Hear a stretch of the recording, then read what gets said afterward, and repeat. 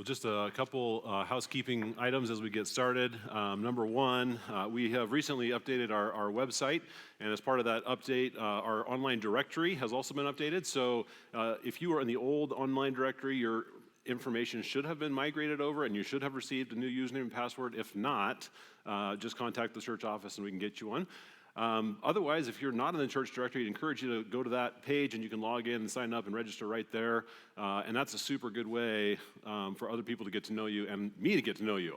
I use that all the time to figure out who's these people, what are their names, and what do they look like. So I'll upload a picture also. That really helps. We'd love to have as many as possible to get on that directory. You can also sign up there for our newsletter, and that's really the main way that we communicate here, our weekly kind of updates. And so if you're not on that, be sure to do so. Also, we are excited to announce the start of our adult Sunday school classes. So that's going to start this next Sunday at 9 a.m. And so the goal of these classes is to kind of connect and study God's Word at a deeper level. So if you're kind of thinking, how do I like studying the Bible, but I'm not sure exactly how to do that. How do I do that better? What's kind of some of the nuances of the original languages? How do I get more detailed in Bible study? Well, this class will help you do all of that and more. So plan on coming next Sunday morning before the church hour here at 9 o'clock. We meet in the library that's just down this hallway right here. All right, well, with that, open your Bibles to 1 Corinthians, and we are in chapter 10. And we've been working our way through this book, and if you've been with us, you know the Corinthians are asking this question, which is a very simple question. Is it okay, Paul, to eat meat sacrificed to idols? But Paul doesn't know how to answer a question simply, and so he launches into this 3-chapter diatribe on meat sacrificed to idols, right? He's got a simple answer. On the one hand, he says, yeah, it is technically okay for you to eat meat sacrificed to idols. Idols can't spiritually poison meat. And so he gives them like a 3-verse answer, but then he gives 3 chapters of caveats, okay? And the first caveat was this. You can eat meat sacrificed to idols unless, of course, you have an awareness that someone in the room has a weak conscience, and that by you eating that meat sacrificed to idols, you defile their weak conscience. Well, in that case, love limits freedom, and you are no longer free to eat meat sacrificed to idols. So that was his first caveat. In chapter 10, he's got a second one. He says, sure, you're free in the technical sense of things, but I'm concerned why you would want to.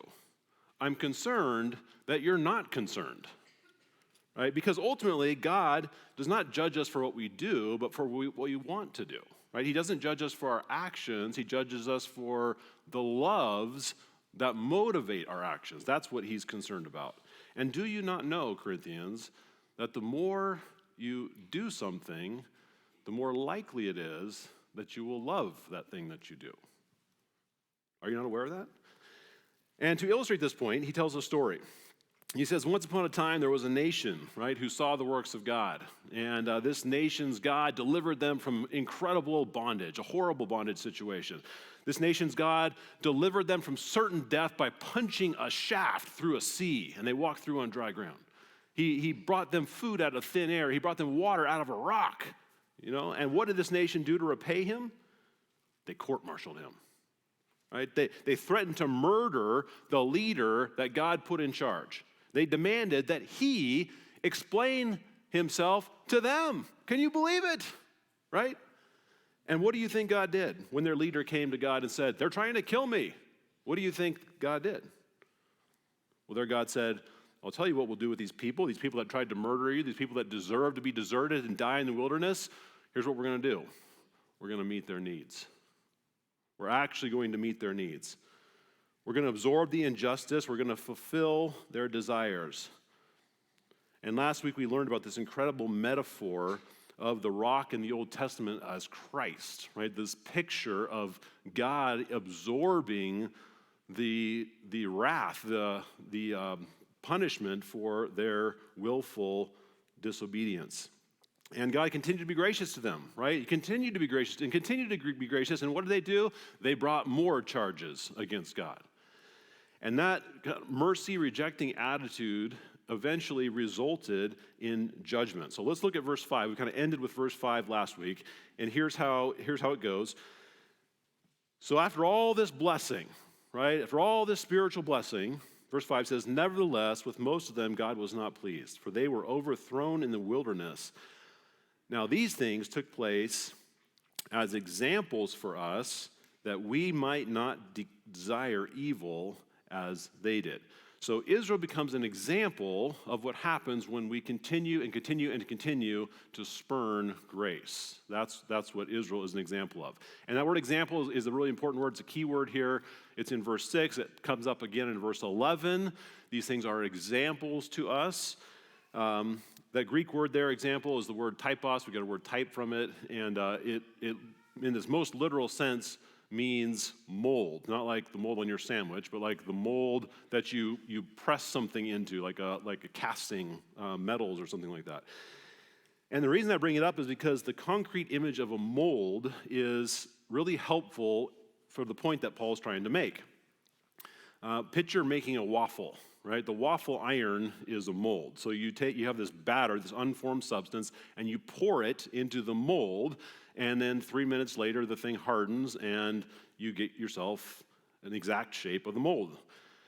Now, how does it work? How does the mold work? Well, it puts edges on things. It puts a border on things so that, it could take any shape, but because the batter is impressionable, it takes the impression of the mold, right? That's how it works. So it's not going to go left, it'll go right. It's not going to pool here, it'll pool there. That's how a mold functions. And that's exactly what following an example does in our life. Our souls are a little bit like batter, right? They're very impressionable. There's 1,000 shapes it could take, 10,000 shapes our souls could take, right? The possible things a person could love are infinite, right? The possible ways a person could use their time are infinite. The possible things that you could really just kind of get after in life are infinite. But what does an example do? By following an example, we're kind of saying, no, we're not going to do this. We're pressed into a certain shape. I'm going to love this and not this. I'm going to do this with my time, but not this with my time, right? And then over time, enough of those decisions, and pretty soon you have what? A copy of the original. When you add up all the small decisions, you have a copy. So pay attention, Paul is saying, to what pattern you are following. You can't say, I hate the shape of waffles, and then pour the batter into the iron. Doesn't make any sense. And in the same way, Paul says, I don't want you to be like the world, but then pour your soul into the mold of the world. I do everything the world does. I make all the decisions the world makes. I use my time just like the world. What do you have in the end? Well, the world, of course. What did you expect? Paul says, it may seem to you like no big deal. It may seem like, hey, what's the big deal with meat sacrificed to idols? I mean, I got freedom, right? I got freedom to do this. And it's true, you do. It's true that one decision is no big deal whatsoever, right? Drinking one Coke isn't going to give you diabetes. But look at the big picture of your life. What mold are you following? Right? How are you patterning your decisions? What decisions are trending? What's your spiritual diet? And Israel thought, in the Old Testament, what's a little friendship with idol-worshiping people, after all? I mean, it's good to be friendly, right? But one example, patterned after another, and pretty soon they found the batter of their heart shaped in such a way that they rejected God. And so Paul's saying, learn from them. Don't pattern yourself after the bad molds that Israel left behind. And don't pour yourself into the mold that made Israel who she was. And what did Israel do? What was the fundamental thing? Remember last week we said the main sin of Israel was that they desired to put God to the test while they were in the wilderness, while they were in temptation, trials, right? They brought charges against God. They tried to court-martial God. And the text goes on today to give 3 stories and 3 different charges that they brought against God specifically. And so we're going to kind of dive briefly into each of those stories and look at the specific charge that Israel brought against God. And it's important to keep in mind, these are wilderness charges. The reason this is important is because this is not just Israel. This is human. These types of charges are brought against God by all people who are in some sort of suffering. Everyone is tempted to bring these sorts of charges against God when they're suffering or when they're in some sort of wilderness experience. And so here's the first charge that Israel brings against God. Charge number one, charge of abandonment. Okay, verse 7 recalls the incident. Look at verse 7. Do not be idolaters, as some of them were. As it is written, the people sat down to eat and to drink and rose up to play. Now, this is referring to Exodus 32 and the golden calf incident. Okay, and the context here is super important if you're going to get the point that he's making. Israel is parked at the foot of Mount Sinai, roughly 3 months after having been delivered from Egypt. And already now, they have griped, complained, grumbled, threatened to kill Moses about a dozen times. Okay, so they're a grumpy group right now. And so God says, you know what, Moses? I have a plan for trying to show these people that you really are my messenger.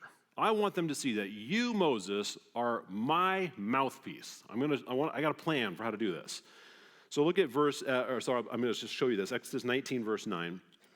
The Lord said to Moses, behold, I'm coming to you in a thick cloud, that the people may hear when I speak to you and may also believe you forever.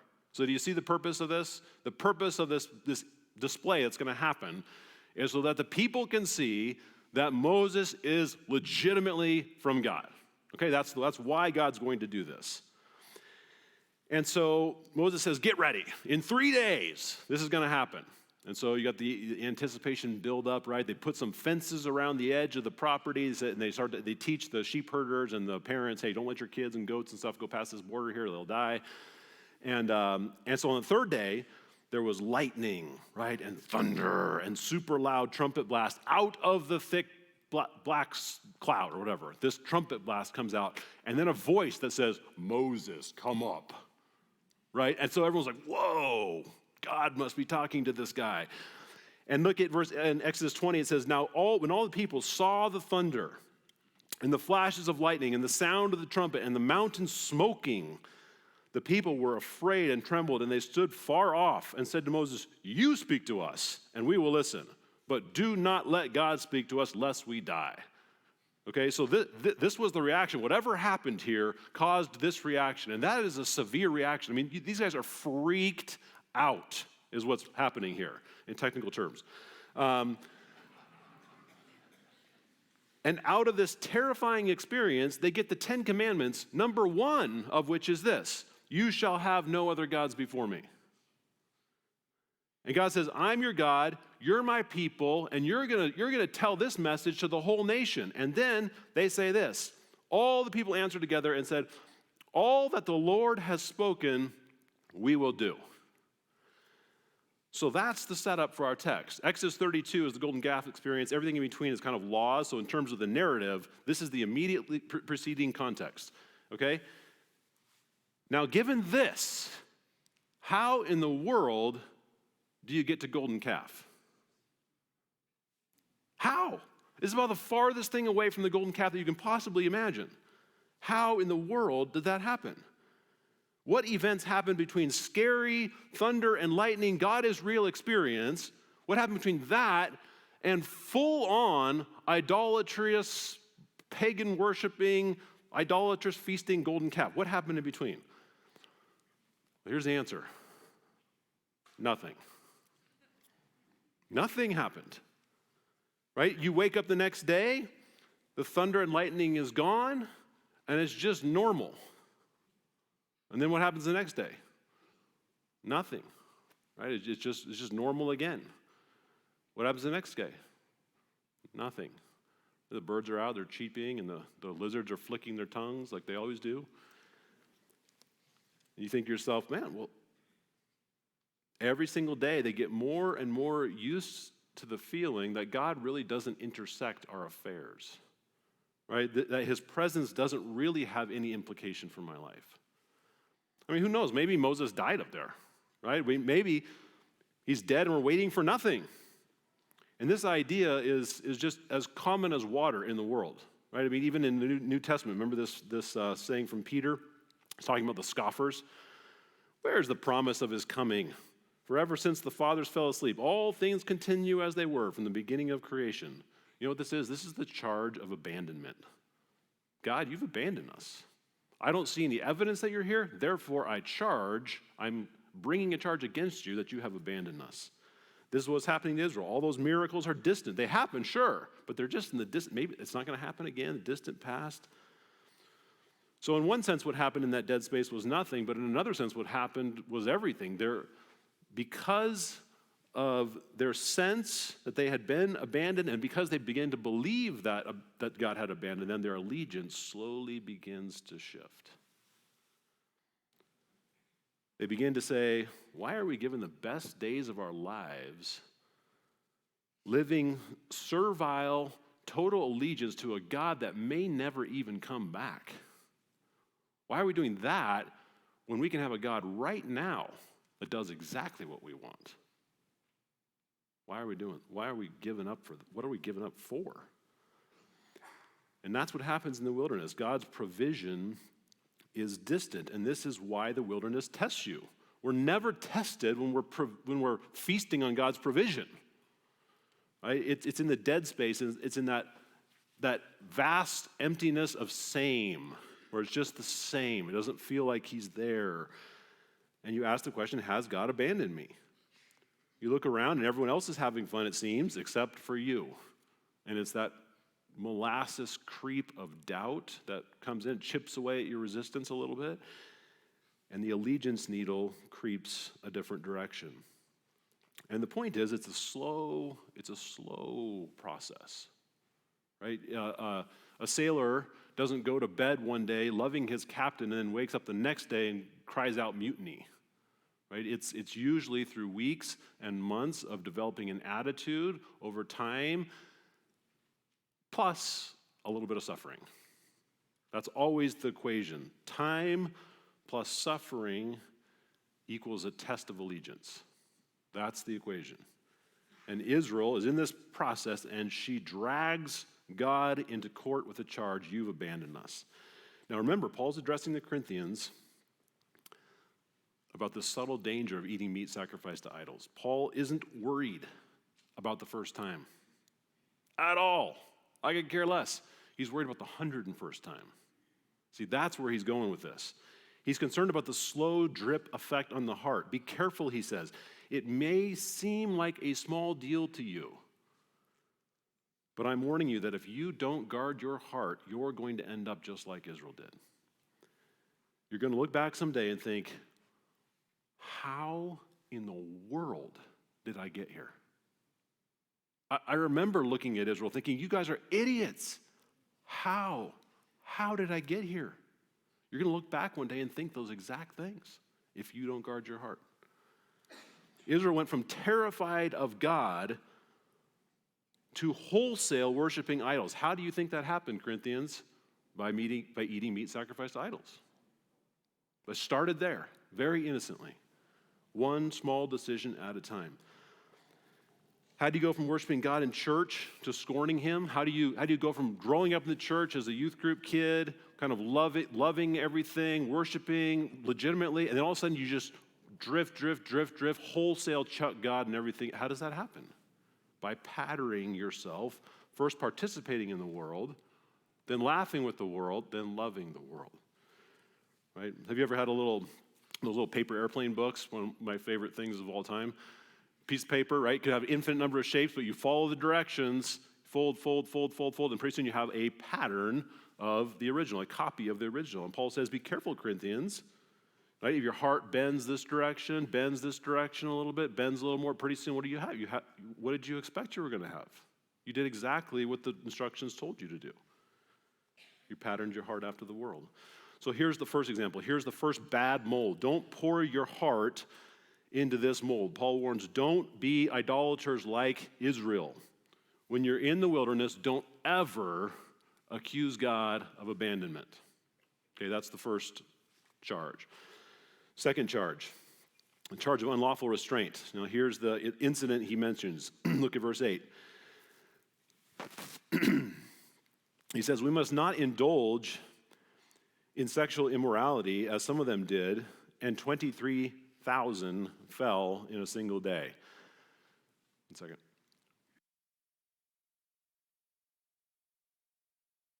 Guarantee you didn't want to hear that. Okay, so this is the context of this is crazy interesting. This is Numbers 24, and what precedes Numbers 24, of course, is Numbers 23, but it's also the Balaam account.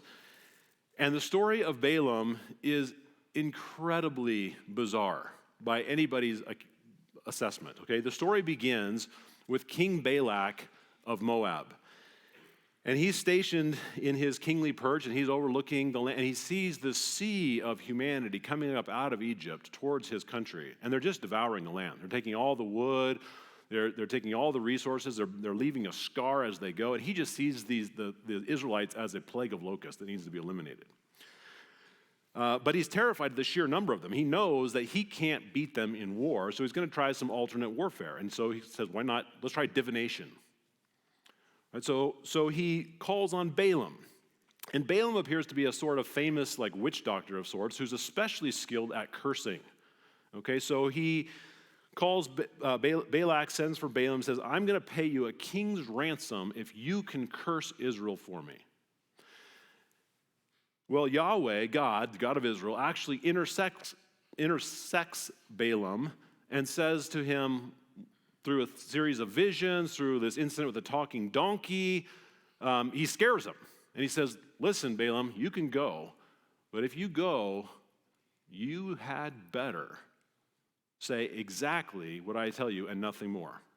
Okay, and apparently he's scared. He sees the angel Gabriel, the sword and all this kind of stuff flaming, those angels. He's like, okay, I'll do it. And he tells Balak this. And 3 times, King Balak takes Balaam to a high place. They overlook Israel. They try to curse him, and all Balaam can do is bless instead of curse. And the story kind of ends almost humorously in Numbers 24-25. It says, then Balaam arose and went back to his place, and Balak also went his way. It's kind of like they just gave up, you know. They put their tail between their legs and said, we can't do it. We tried, we can't. But before Balaam leaves, he gives the king some advice. And I can almost picture the scene. You know, they're all packed up. They got their camels all packed up, and they're giving the parting handshake. And Balaam says, you know, Balak, I'm really sorry I wasn't able to curse them, but I told you in advance I wasn't going to be able to do anything. I told you that. He's like, yeah, I know. We tried, right? And then I can almost hear Balaam saying, I can't curse Israel, but I'll tell you what I can do. I can tell you how to destroy them. And Balak perks up a little bit and says, really? Tell me more. Bring in the women. Well, what do you mean, bring in the women? Yeah, bring in the women. Here's the plan. Bring in the beautiful women, because after all, who can resist a beautiful woman when they have to choose between a beautiful woman and God? And you know what that's going to do? It's going to test their allegiance. It's going to lower their resistance. Invite them to a feast first, a feast to their gods, right? Just food. Nobody can resist a good cooked meal, especially from a beautiful looking woman. How can they possibly resist? They've been eating manna for a year, right? This is going to be a great plan. And through this feasting, we'll get Israel to reject her God. And if there's one thing we know, it's that the God of Israel hates spiritual infidelity. And if they reject God, it won't be us who has to destroy them. God's going to destroy them for us. Genius, right? And so that's the plan. So Balak goes off. He gets as many of these beautiful women as he can. I'm guessing dressing them seductively. We'll simply invite them to a feast. So innocent, right? Just a little bit of meat sacrificed to idols. That's it. And all this is going on in the background. Okay, Israel, what's Israel doing? This is all happening on top of a mountain. Israel knows nothing of this plan. Zero. What are they doing? They're throwing rocks, listening to birds, watching lizards flick their tongue, right? But they're in the wilderness. They're literally hating life. It's hard. It's not easy. They've got their routines, but it seems purposeless. They're just waiting, eating manna, waiting, eating manna, waiting, hating eating manna. Right? And then Numbers 25, verse 1 says, while Israel lived in Shittim, the people began to whore with the daughters of Moab. These invited the people to the sacrifices of their gods, and the people ate and bow down to their gods. You see, the wilderness increases the appetite, doesn't it? I remember when I was in college, and I was going to go on this week-long backpacking trip just by myself, and I was going to bring just rice because I was going to live off the land. Well, it turns out that the land wasn't very cooperative. And I remember coming back into McCall, and I stopped at the restaurant there called Lardo's, if you've ever been there, and I ordered a hamburger.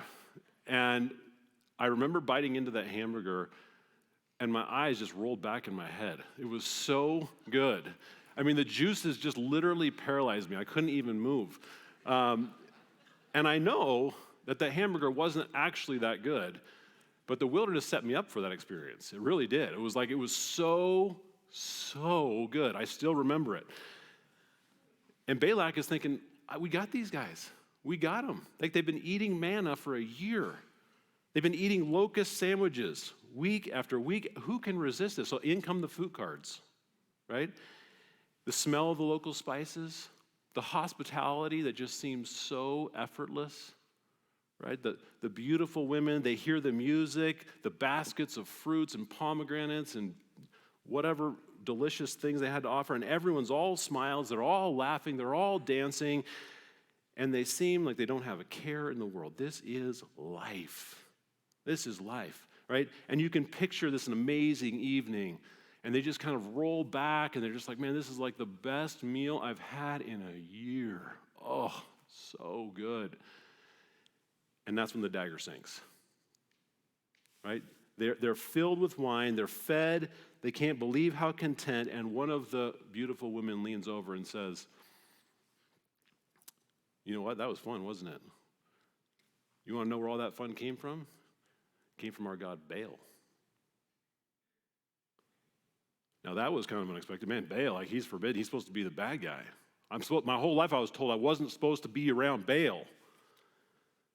But how bad can he be? I mean, this was amazing, right? That's sure a lot better than the lame manna we've been eating. I like this God a little better than our God. I hate to say that out loud, right? And the beautiful woman leans over and says, so tell me about what your God gives you. Right? And then he's tongue-tied.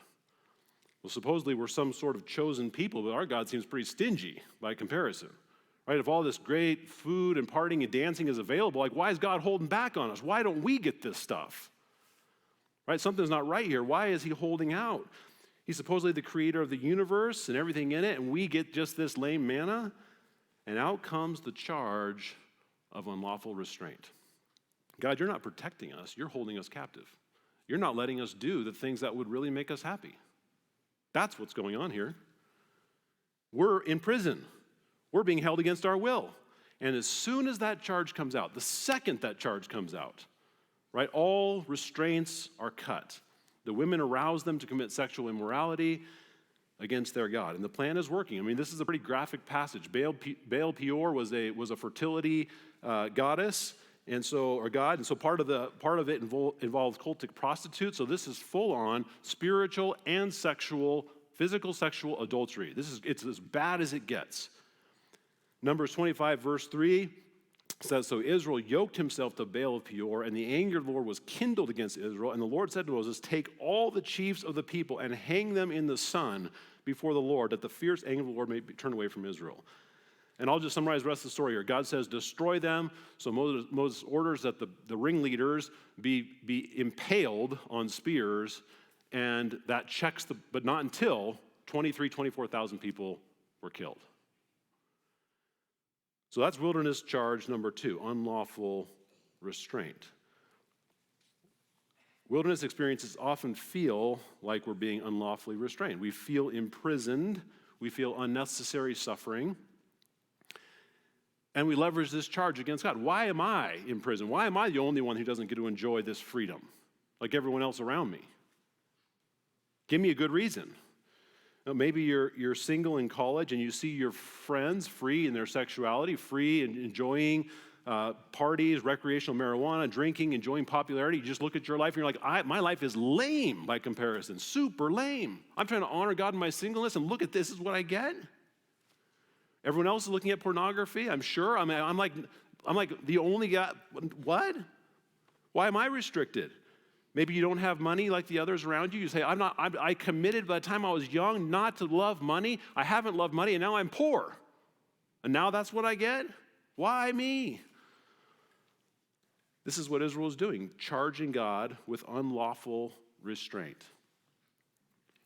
And then there's a third charge here, a charge of neglect. And here's a third narrative. Verse 9, we must not put God to the test, as some of them did, and were destroyed by serpents, or grumble as some of them did, and were destroyed by the destroyer. So he mentions two stories here that we won't get into deeply, but both have to do with running out of food, and they're kind of funny if you read them. The people say, why have you brought us up out of Egypt to die here in the wilderness? For there is no food and no water, and we loathe this worthless food. Right? You can kind of see their attitude there. And you just picture them sick of it. But it's not a laughing matter, because look what happens next. Then the Lord sent fiery serpents among the people, and they bit the people so that many people of Israel died. Now, on the surface, it seems like a pretty severe overreaction. Like, what if the next time your kids complained of green beans, you released vipers? Right? I mean, like, it just seems like, whoa, that's pretty strong. Why is this such a big deal in God's mind? Well, it has to do with the context and the attitude that's laced into it. I mean, think about, I'll give you a small example first. Think about a perfect father. I mean, just this father, you look at this guy and you're like, he's perfect. All he ever does is love his kids perfectly. And he's kind to his daughter. He loves his daughter. He's gracious towards his daughter. He does everything he possibly could towards his daughter. But this daughter starts to have this little sassy attitude. And dad says, you know what? It's time for a little wilderness reset. I'm going to take away her phone. Right? He takes away her phone, and the volcano erupts, right? Just massive, like, bad attitudes come out of this girl. And then she says, Dad, you don't love me. Right? That attitude comes out. Now whoa, time out here. Right? That's a serious charge, because the father would say, I hope that for all the things that I've done for you, all the ways I've loved you, I would hope that you couldn't possibly conclude that my motive in doing this was to harm you. This is to help you. This is for your good. It's that concept times like 10,000. Right? It's not like Israel is without examples here of God's goodness. My goodness. Right? One time, you just have to read the stories. Read the Old Testament. One time, Nate and I read through the entire Old Testament, the narrative sections of the Old Testament, and said, like, okay, let's just see a big picture here. We did it in like 3 or 4 days. It was like a really compressed setting. And when you step back like that, you get these really cool perspectives. And one of them that you see is God's absolute patience and kindness. Absolute. I mean, it's just chapter after chapter, page after page. Israel finds herself without food, without water, without provision, trapped, cornered, reaping the fruits of her bad behavior. They need liberation. They need sustenance. And what does God do? Again and again and again, deliver, save, provide, sustain, feed. Does over and over and over again. But you know what else you see? Every single time you see Israel backed into these corners, and what do they say? See, guys, we can't trust this God. I told you we can't trust him. I told you. Right? He's a flake. He's never around when you want him. He's always letting you down. And when you get these really compressed views like this, it just jumps out at you, and you say, man, what a bunch of idiots. I can't believe these guys. Right? It's so obvious, you almost want to say, this has got to be made up. I mean, really, who would be like this? You're just thinking, no group of people could be this checked out brain, I don't know, something else. Nobody could be like that, right? This has to be made up. They ought to enter these situations just totally chill. You know, no water here, no problem for our God. Can't wait to see how he provides. Can't wait to see.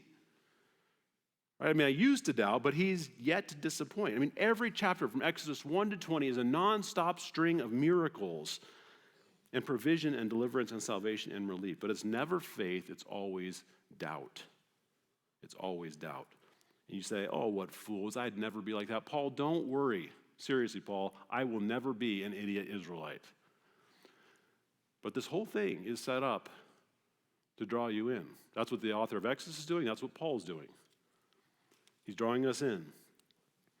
Reading the book of Exodus is a little like walking into an art gallery, and you look across and you see this portrait hanging up, and you walk up, and you say, that is like the most hideous portrait I've ever seen, and you realize you're looking at a mirror, right? This is what Paul says. These things happened to them as an example, but they were written down for our instruction, on whom the end of the ages has come. Paul's saying, I want you to look at Israel because in looking at Israel, you're looking at yourself.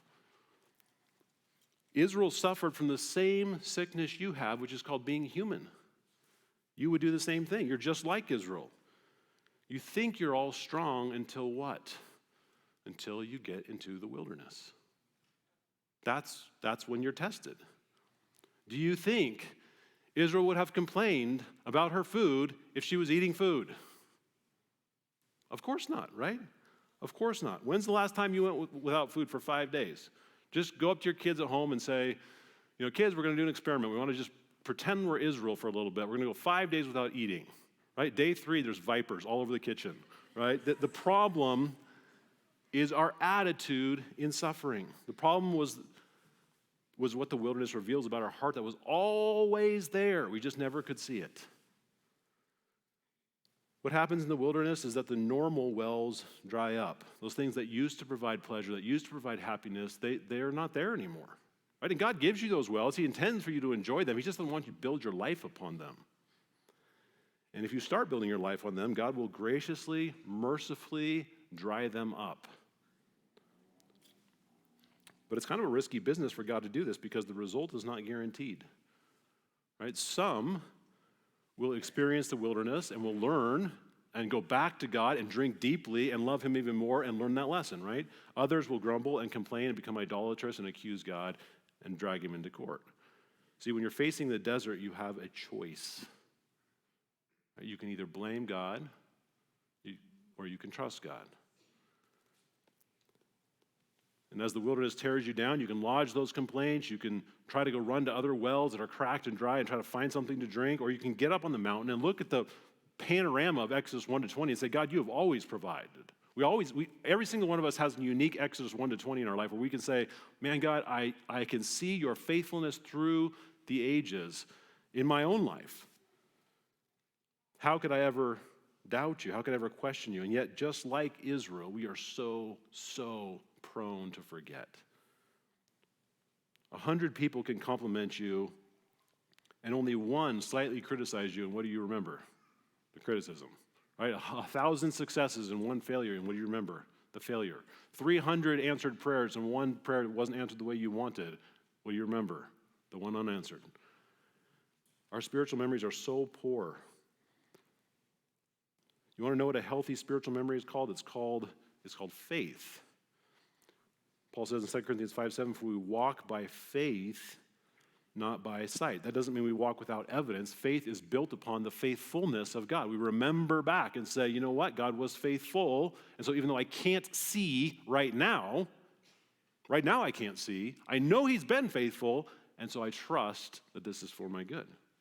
I trust in the faithfulness of God. You get that bird's eye perspective. You have a choice when you face the desert. You can trust him or you can court-martial him. To court-martial God always ends in death. That's the lesson of 1 Corinthians 10. Don't follow Israel's example. Learn from her mistake. Look at the faithfulness of God and learn the lesson he's trying to teach you from the wilderness. Well, we're going to close with the song, Give Me Jesus, which is just the perfect song. We've sang it many times.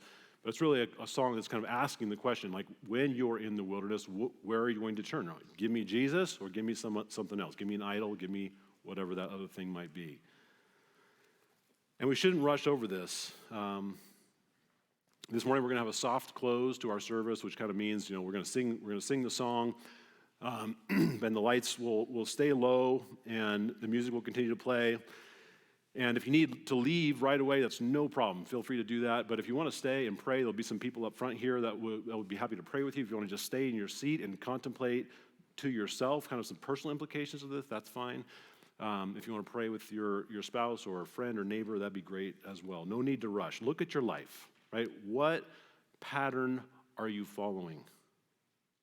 What pattern are you following? And what does that say about what you love? Are you blaming or are you trusting? Let's pray. Father, I know that there are many in this room that you have in an experience that parallels a wilderness. Although very different from Israel, the fundamental human needs are similar. There is pain, there is uncertainty about the future. It feels like some need of theirs isn't being provided for. It could be a relational, it could be financial, it could be any host of things. And I just pray, Lord, that you would help us today to trust you, to really, even as we sang to start, to surrender all. That we, when situations come into our life that are difficult, that are not what we would choose, that we would say, God, I trust you. I look at your faithfulness, and I trust you that you are good. In your name we pray. Amen.